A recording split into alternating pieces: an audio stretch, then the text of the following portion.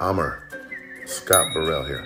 Remember the 1997-98 World Champion Chicago Bulls? Amer, Harper. Chicago Bulls lost into the Lakers world champion. What do you do when you get the chance to talk to a pair of NBA legends? You ask them about management techniques, of course. These aren't just any basketball players. They've each won at least one championship ring and were part of arguably the greatest NBA team of all time, alongside Hall of Famers including Michael Jordan, Scottie Pippen, and Dennis Rodman. They're going to share some lessons with us to help you achieve all-star status in the workplace. Let's go! I'm Amer from 5 Ways to Innovate. On this channel, I share insights and stories from my 20-plus years leading innovation with some of the world's top companies, including Facebook and Deloitte Digital. If you're watching this, chances are you fit the persona of the change agent. You're someone who likes to think outside the box, has a strong belief that things can be better, and wants to shake things up to move towards a better tomorrow. These are all key traits of the innovator. But here's the problem. Most organizations on the planet are designed with an immune system to change. It's much easier to stick to the status quo than it is to shake things up and risk everyone's bonus. This means the innovator often finds himself with a target on their back. If this sounds like you're probably wondering how to get out of the crossroads. Well, let me tell you a quick story that might help. I was recently on a live stream for a big insurance company with a few hundred employees joining the session online. One of the leaders asked me to give some tips on how leadership can make their people more innovative. My response was simple. I just asked everyone on the call to raise their hand if they have at least one idea for how to make their team, project, or department better. Immediately, hundreds of virtual hands went up. The message was clear. Most companies don't have a generating innovation problem. They have a capturing innovation problem. And yet so much of the corporate innovation activity we see is focused on getting employees to come up with ideas. Aimless hackathons, pitch days, and the like. Ideas are cheap and they're everywhere. As the change agent in your organization, one of the most important things you can do is create the right environment for innovation to happen and then get out of people's way. So let's look at a simple framework you can use to convince your leadership to buy into this kind of change agenda. You're trying to move the company forward, managing upwards. You got to keep pushing.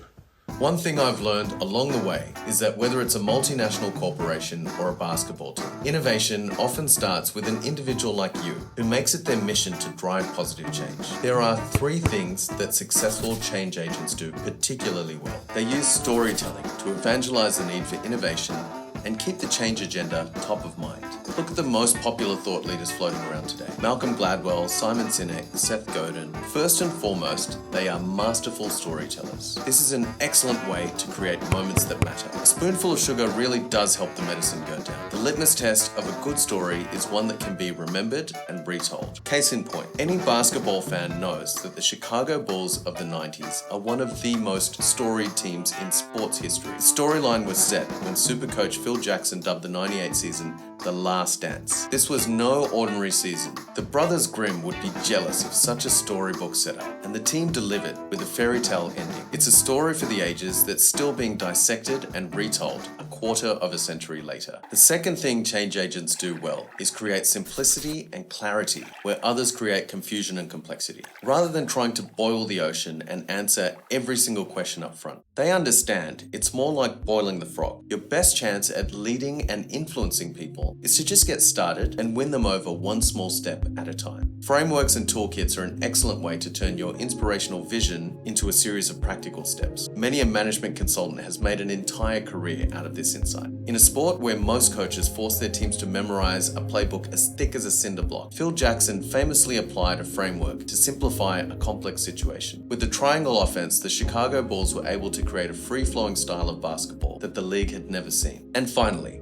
successful change agents use co-creation to engineer success. One of the key steps in selling your vision is finding your champions who will help you win over the project sponsors you need to get on board. I've rarely seen a case of successful innovation that was done in isolation. Interestingly, involving detractors in the process is often a good recipe for success. Chances are you already know who in the organization will resist your change effort and what their resistance will be. Ignoring these people won't make them go away. The best thing you can do is anticipate and plan around their resistance, then involve them in the process and let them have their say. You might be surprised at what they can bring to the table when you give them a safe forum to speak their mind. Pro tip on this one, getting the timing right is key. If you involve them too early, they'll shoot you down, and too late and they'll feel like they didn't get a chance to say their piece. By working out in the open like this, you can massively increase your chances of getting buy-in from key stakeholders. On a team with huge stars and huge egos, the Bulls could have easily devolved into a game of pass Michael the ball. However, whether it was Steve Kerr hitting the winning shot in Game 6 or Dennis Rodman sacrificing scoring in favor of doing the dirty work, the 98 Bulls worked together to transcend their reputation as a team of champions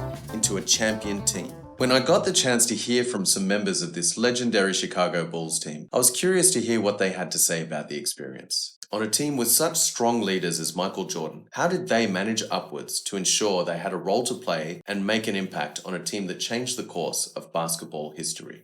Hey, it's like when I played for the Bulls. I did things on different teams differently. But you know what? When I became a Bull, I became a champion. Because no other team practices like them.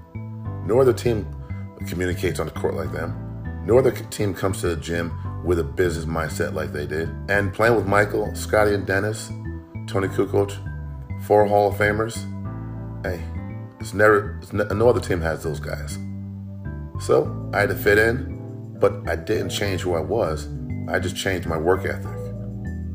And that led to me being a champion. Sometimes people are afraid to change, but you know what? You keep pushing forward.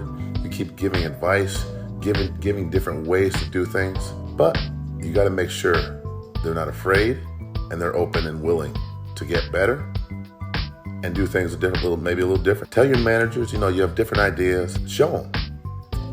They might not understand when you tell them. Show them what you mean, but don't be afraid to suggest things. Thanks for reaching out. I wish you the best. Be safe, Amer. For one, you got to get your team to believe in you and to see that what you are doing will benefit not only you, but to benefit the team and then will benefit the organization or corporation that you're working for. Upper management change can only happen when good things happen. Played with the great MJ, great coach Phil Jackson. And the only way that we can get the Bulls management to listen to us is for us to win games. I can't thank these Chicago Bulls superstars enough for sharing their thoughts on this topic. Let's do a quick recap before we go. Here's the TLDR clip you can share with your colleagues. The problem with being a change maker is that organizations are designed with an immune system to change, which means innovators often end up with a target on their back. But the good news is, great ideas are everywhere. Too much corporate innovation activity is focused on trying to generate innovation, when the more efficient route is to simply put in place the structures and processes to capture the potential innovation that's already in your organization. Now wait a minute.